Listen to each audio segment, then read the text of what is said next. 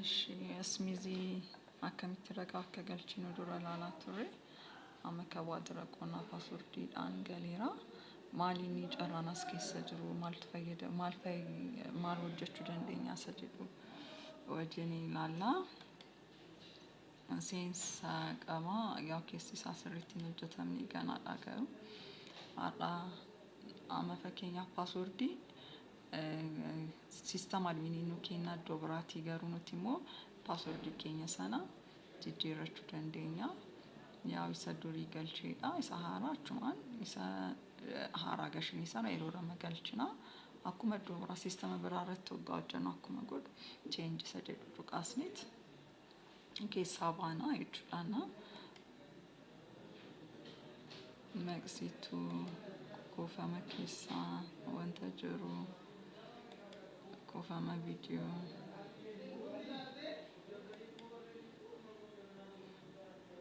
kuufama sanadoota ilaallachuu dandeenya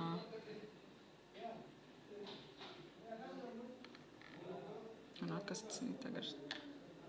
kuufama sanadoota wayitawaa kan jedhus jiru yaa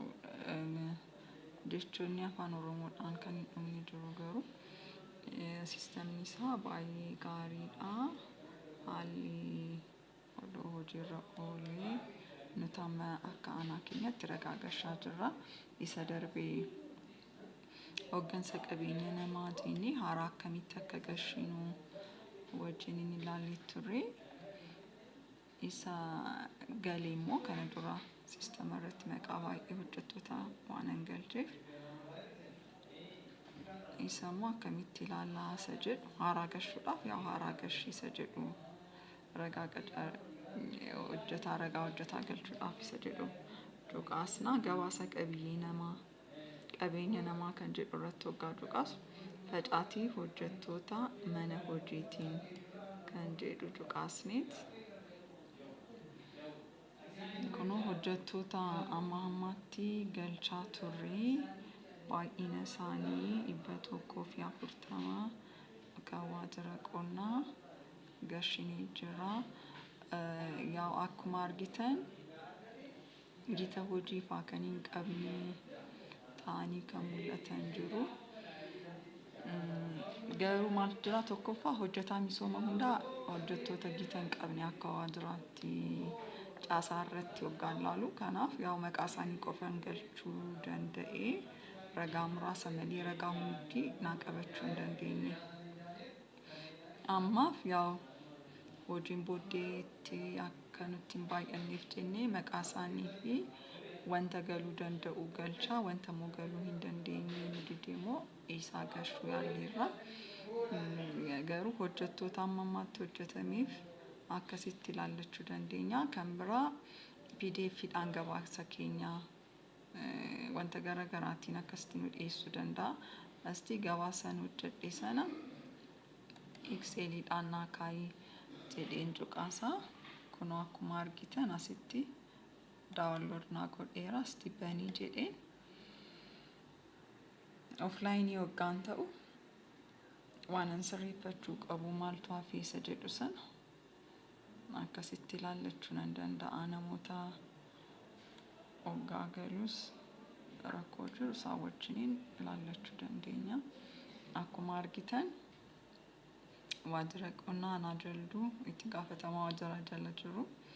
yaa kutaa hojii garii hojjetaa garii qophii karooraa fi hordoffii gamaggamaa kan jedhu jira amma biraanii magarsaa ulfaataa hidhamtii kanan galchee maqaan ishee lakkoofsi kennineef immoo kunoo kana fakkaata yaa saala guyyaa qacarrii ምናምን jedhee akkasitti gitoota adda addaa irratti garuu baay'ee nu didaa ture ani aanaan isaan kanis wanta garee waajjira biraas hoggaa gashuun wanta akkasii nu mudachaa ture yaa garuu in sirreeffamee yaada nutis immoo hoggaa sirreeffamu amma dandee waan gochuu qabnu gochaa sistema keenya